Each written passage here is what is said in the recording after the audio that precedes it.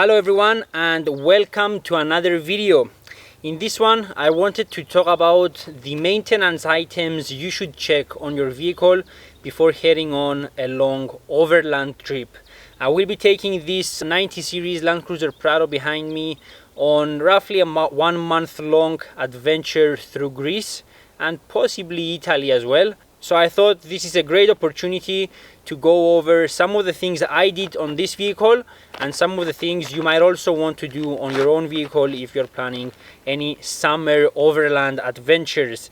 Before I begin, I wanted to mention that sadly there is a wildfire going on not too far away from where I am at. So if you hear planes, I apologize. They are fire planes and they're trying to put out the fire. I will try to keep this as brief as possible because the fire isn't too far away. I'm right next to the street, so if I have to leave then I can react quickly. But in any case, let's get started. I have some notes here on my phone which I will be putting on the screen right next to me if you need some bullet point information. Now, the first thing is that you should keep in mind that vehicles have many single points of failure. The problem is that the more you know about vehicles and vehicle mechanics, the more anxious you become when it comes to taking a vehicle on a long trip, because you are well aware of how many things can go wrong on a car, regardless of its age. Even if it's brand new, there are thousands of things that can immobilize a vehicle. The smallest O-ring, the smallest seal can deem a vehicle indrivable. So always keep that in mind. Some of the bigger failure points on any vehicle, not just old vehicles, are ball joints, hoses, coolant hoses, radiator, wheel bearings, alternator is a very important one, the battery, the simplest thing. If a vehicle's battery fails, then the vehicle is useless, and the list goes on and on. There are many things that can fail. So when you prepare your vehicle for an overland adventure, have a close look at every component to ensure it is in good working condition. It doesn't need to be brand new, but make sure that it still has some life left in it before you head out. Now, when I check a vehicle for an overland trip, I like to begin with its weak points. Every vehicle has a weak point, a factory defect, let's say. The Prado behind me is known for the lower ball joints failing, not because the ball joints are weak, but because if you neglect the ball joints and they fail, then the wheel can fall off. They also have some issues with the heads in the engine, but only if you overheat the vehicle. So the first thing I would do for this specific vehicle is to check the cooling system and the ball joints. If the ball joints are in good condition, then there is nothing to worry about. Problems arise only if the ball joints are worn out. On my Land Rover Discovery, the 300 TDI is a bit known for overheating, so I paid most attention at the cooling system last year, because last year I took the Discovery to Greece and it had no issues. It worked perfectly because I went ahead and changed pretty much everything in the cooling system. Everything was brand new, everything was in good working condition, and the car did not let me down. Now, after the common issues, you should move on to worn out items. If you check your ball joints, for example, and you find a bit of movement in the joint, I would just go ahead and replace it. If you weren't heading on an overland trip, yes, the ball joint could have lasted a few more months, but if you are heading on a remote trip or even a trip across Europe, you want to have peace of mind, you want to enjoy the trip, so just go ahead and change the ball joint. In the cooling system, if you know the history of the vehicle and you know that things like the water pump and the hoses and the coolant have been replaced recently, then there is no reason to do anything. However, if the vehicle is new to you, or if the last time the cooling system has been serviced was something like 3 years ago, then it may be worth pulling out the water pump, draining the coolant, having a look at the radiator, at the water pump, and replacing anything that needs to be replaced, and also putting some fresh coolant in the system. This will ensure that you don't have any overheating issues. It is also a good idea to lie under the vehicle to have a look for any small oil leaks that could become large oil leaks, especially on the drivetrain, the gearbox, the transfer box, because these items are difficult to check the level of the fluid. So if the transfer box is leaking, you will have to open up the filler plug to check the level of the fluid, which will be annoying on a long trip.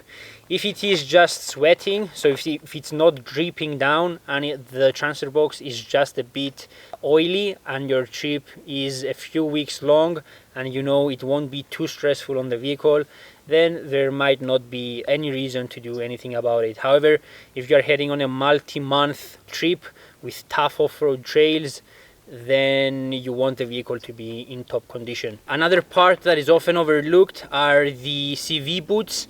If a CV boot splits on your trip, you will lose all the grease and then you run the risk of destroying your axle. So make sure that the CV boots are in good condition and the uni joints as well. If you have any vibrations on motorway speeds, then have a good look at your uni joints, because obviously you don't want those to fail while you are out on your holidays. That would be really annoying because uni joints are also quite difficult to replace. Also worth mentioning is that once you replace these items, when you come back from your trip, you will have a vehicle that is still in top condition. So if this car is your daily driver, like this Land Cruiser is for me, then you will have a fully reliable, fully functioning vehicle. You won't destroy the car just by going on a single overland trip, unless you are heading towards the toughest off-road trails that exist. If you use the vehicle properly and as intended, when you come back you will have a fully reliable and fully functioning 4x4. Moving on to what I have changed on this specific vehicle behind me.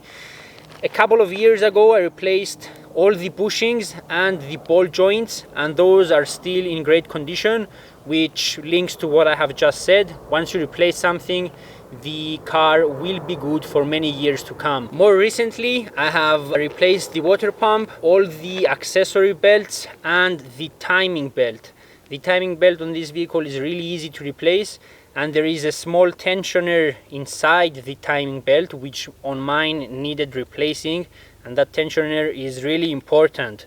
So if you have a vehicle with a timing belt, a Toyota, and it has that hydraulic tensioner, pull the cover off, make sure that the timing belt is in good condition and the tensioner is in good condition as well, because if that fails, you run the possibility of destroying the engine. I also flushed the cooling system. It was already pretty clean, but I replaced the coolant with Toyota original coolant. And last week I replaced the uni joints on the drive shafts, and that's pretty much it for what I have done on this vehicle. Of course, all of the above things I have mentioned assume that the car you're going to use already has a strong engine and strong transmission. One of the reasons I'm not taking the Discovery to Greece this year, other than the fact that this vehicle is much better suited for a trip like this, because it is more comfortable, it is better on road and can handle pretty tough off-road terrain as well. I do not need the huge tires and the huge lift of the Discovery on an overland trip through Greece. But other than that, the engine and the transmission are tired on that vehicle, and I would not trust them on a 1 month long trip in 40 degrees heat through the mountains of Greece. That would be a bit risky. So the wise choice was to take the vehicle I know has a good engine and good transmission, and give it some love on the peripheral parts, and then you have a fully reliable car. Now there are some small issues that I did not address because the budget simply didn't allow. If I fixed these issues, then I would have to spend less days on the trip, which for me wasn't worth it, because I am pretty sure they won't be a problem. The steering pump is leaking a bit of oil. However, you can easily check the fluid level of the steering pump. So for me, it is not important to replace that right now. And if budget was no issue, I would also replace the radiator, because that is a bit old.